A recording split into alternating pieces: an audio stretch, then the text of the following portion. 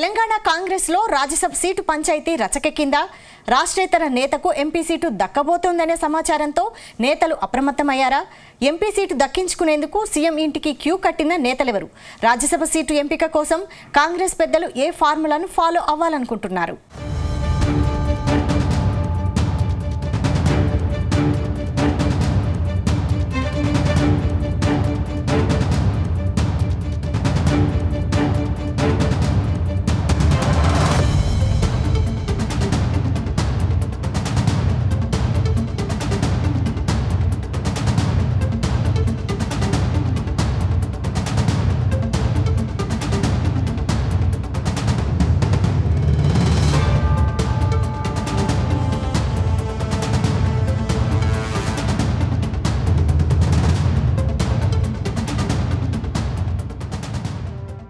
తెలంగాణలో ఖాళీగా ఉన్న ఒక్క రాజ్యసభ స్థానాన్ని నింపేందుకు కేంద్ర ఎన్నికల సంఘం సిద్ధమవుతుంది.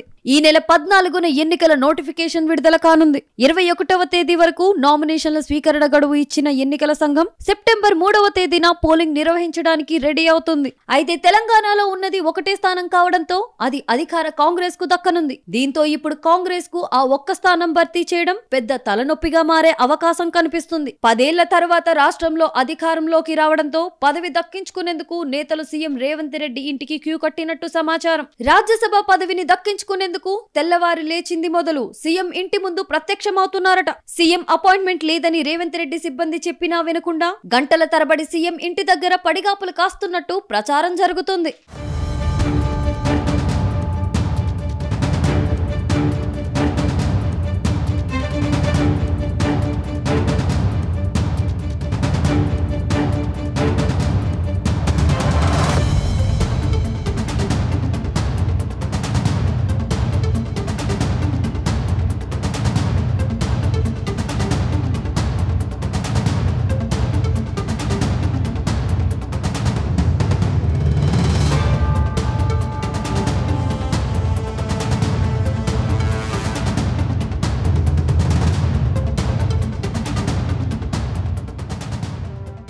ఇప్పటికే కాంగ్రెస్ లో పదవుల కోసం పెద్ద ఎత్తున పోటీ నెలకొంది. కొందరు మంత్రి పదవుల కోసం ఆశపడుతుంటే మరికొందరు నామినేటెడ్ పదవుల కోసం ఆశపడుతున్నారు. ఇదే సమయంలో చాలదన్నట్టుగా రాజ్యసభ ఎన్నికలు రావడంతో కాంగ్రెస్ లో పదవుల కోలాహలం పెరిగింది. అందులోనూ శ్రావణ మాసం రావడం, అన్ని మంచి రోజులు కావడంతో కాంగ్రెస్ లో పెద్ద ఎత్తున పదవుల జాతర ఉంటుందనే టాక్ వినిపిస్తుంది. ఇప్పటికే మంత్రి పదవుల కోసం నేతలు లాబింగ్ చేస్తుండగా తాజాగా రాజ్యసభ స్థానం కోసం కూడా ప్రయత్నాలు షురూ చేస్తున్నారు. రాజ్యసభ స్థానం కోసం చాలా మంది పోటీ పడుతున్నా అసలు అధిష్టానం ఆలోచన మాత్రం ఎవరికీ తెలియడం లేదు. ఇప్పటికే భర్తీ చేస్తున్న పదవుల్లో ఎక్కువ భాగం యువతకే కేటాయిస్తుండటంతో ఈసారి కూడా యువతకే ఛాన్స్ దక్కే అవకాశం ఉందని గాంధీ భవన్ లో జోరుగా ప్రచారం జరుగుతుంది.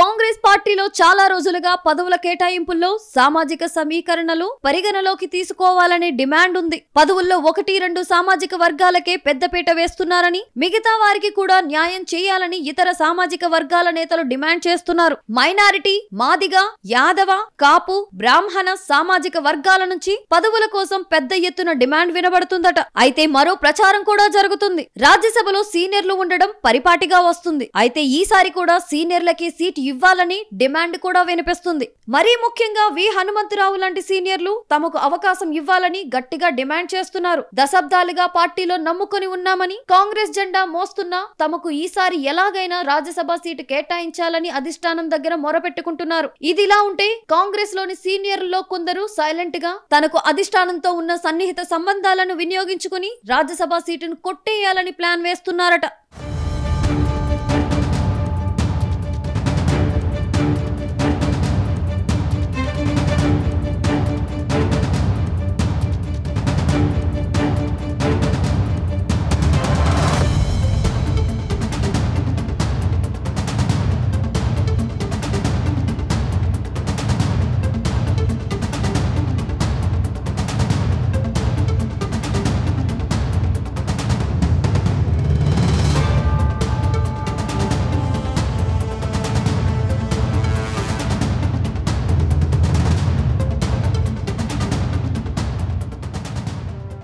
ఇక రాజ్యసభ సీటుపై కాంగ్రెస్ పార్టీ కూడా కన్ఫ్యూజన్ లో ఉన్నట్టు తెలుస్తుంది. ఈసారి ఏ ప్రతిపాదికన కేటాయించాలో అర్థం కాక నేతలు సైలెంట్ అయ్యారట. ఏ ఒక్కరికి అవకాశం ఇచ్చినా మిగతా నేతలు బాధపడతారని భావిస్తున్నట్టు తెలిసింది. ఈ విషయాన్ని ఇలా డీల్ చేసే బాధ్యతను కేసీ వేణుగోపాల్ కు అప్పగించినట్టు సమాచారం. అయితే కాంగ్రెస్ నేతల్లో పోటీ మరింత తీవ్రమైతే రాష్ట్రం నుంచి తెలంగాణకు సంబంధం లేని నేతను ఎంపిక చేయాలని అనుకుంటున్నారట. అందులోనూ తెలంగాణ ఏర్పాటులో కీలక పాత్ర పోషించిన వారిలో తెలంగాణేతర నేతను రాజ్యసభకు నామినేట్ చేసే అవకాశం లేకపోలేదని అంటున్నారు. దానికి వారు ఒక కారణం చెబుతున్నారు. ఇప్పుడున్న పరిస్థితుల్లో రాజ్యసభలో ఒక యాక్టివ్ వాయిస్ ఉండాలన్నది అధిష్టానం ఆలోచనట. ఇప్పటికే లోక్సభలో మోదీ సర్కార్ను నిలదీస్తున్న విపక్ష కూటమి రాజ్యసభలో కూడా బీజేపీ ప్రభుత్వానికి గట్టి సమాధానం ఇవ్వాలంటే బలమైన నేత ఉండాలని ఆలోచిస్తుందట. అందులో భాగంగా గతంలో కాంగ్రెస్ కోర్ కమిటీలో ఉండి తెలంగాణ ఏర్పాటులో కీలక పాత్ర పోషించిన నేతను రాజ్యసభకు నామినేట్ చేస్తే ఎలా ఉంటుందని ఆలోచనలో కాంగ్రెస్ అధిష్టానం ఉన్నట్లు ప్రచారం జరుగుతుంది.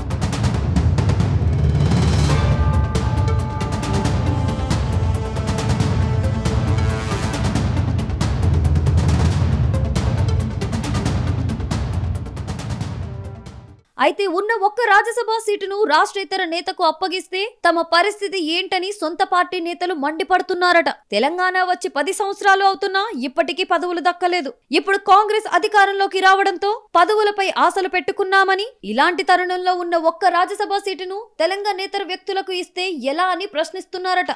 ఇలా చేస్తే తెలంగాణ సమాజం నుంచి కూడా వ్యతిరేకత వచ్చే ప్రమాదం ఉందని కాంగ్రెస్ అధిష్టానం ఒకవేళ ఇతర రాష్ట్రానికి చెందిన వ్యక్తికి రాజ్యసభ సీటు ఇచ్చేది ఉంటే మాత్రం ఆ విషయంలో చాలా సీరియస్ గా పునరాలోచన చేయాలని కోరినట్టు తెలిసింది.